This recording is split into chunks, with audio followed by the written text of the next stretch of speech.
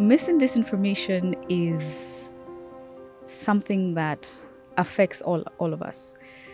And it has the capacity to distort people's reality, which is problematic. And when you get to that level, you need to do something.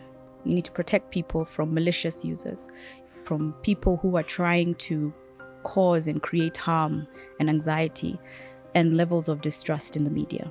At the heart of it, I think it's a significant social issue because when we erode a baseline of truth around common issues, it's difficult for society to have meaningful debate around things that do concern us, from health to political affairs and so on. So I think it's a significantly touching area at the moment that we need to address, and I think it needs an all hands on deck type approach.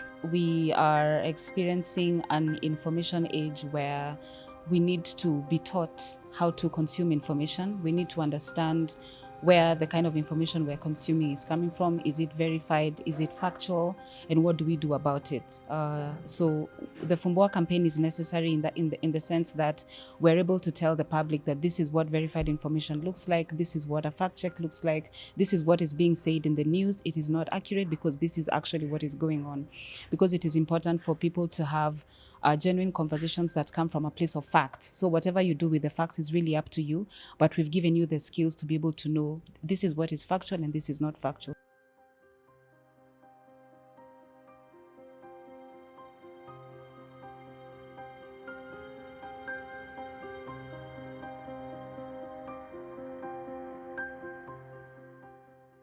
There is no doubt that the challenge of mis- and disinformation, especially on the digital platforms, has fundamentally changed the way that we live our lives.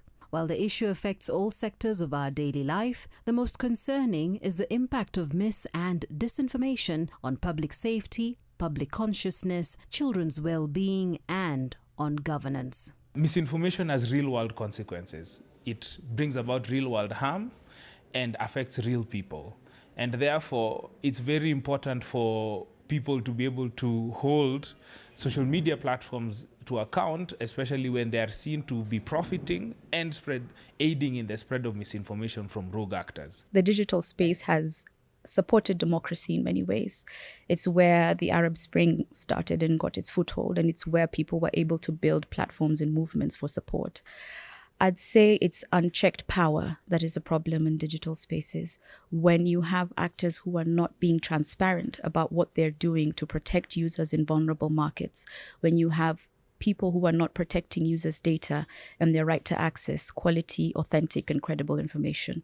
So I think the scale at which it's mis- and disinformation is operating now is different because of digital platforms, but that is also an avenue to create new solutions that can work in digital spaces and be translated across. Globally, governments and civil society organizations are working tirelessly to meet this challenge. In the Global South and in Africa in particular, these efforts are of critical importance because this is the region of the world that has the fastest growing population and the one with the largest digital user growth potential. In addition, this is also the part of the world where the general population is least protected from the excesses, errors, and omissions of the big social media platforms. A lot of the tools and sort of technology that we use to interact and share and consume information is developed without our lived experiences here in Africa. And because of that, the methods that are being developed elsewhere to address this issue may not necessarily take into account our specific contexts, the issues that face us, and what, for example, would be most ideal for our situation.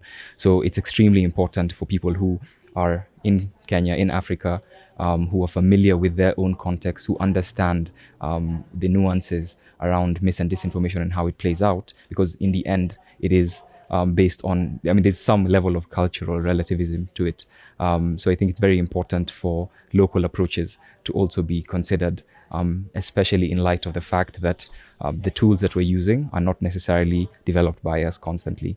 A key area of focus is on digital literacy improvement in order to enable people and communities to better identify, report, and resist sharing mis- and disinformation.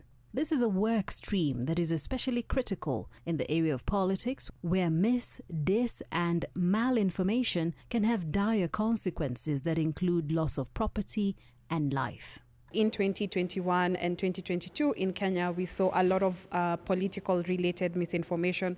So this ranges from propaganda to fake images, fake videos, as well as content that's misleading around the elections.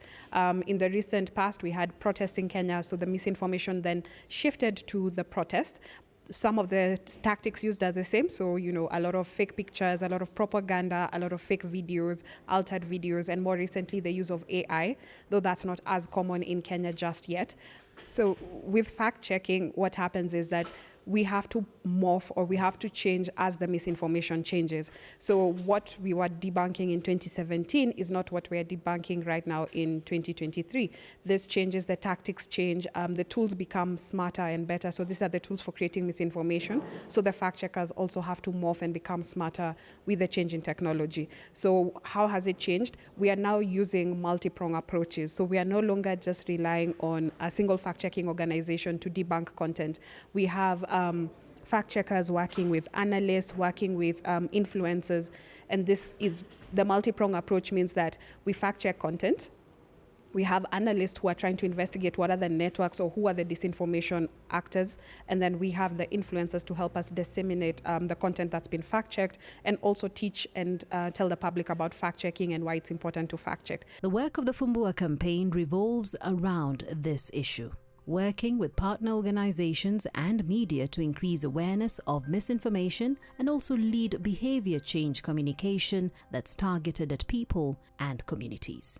What is something that we have to come up with collectively, what works for us. So what works for us in Kenya might not work for the UK, it might not work for Ukraine, it might not work, for the US. So I think we need to come together and figure out what works, contextualizing localized solutions that will work for our market. And some may work across border, may work across Africa, may work across East Africa, but I think that bit is important.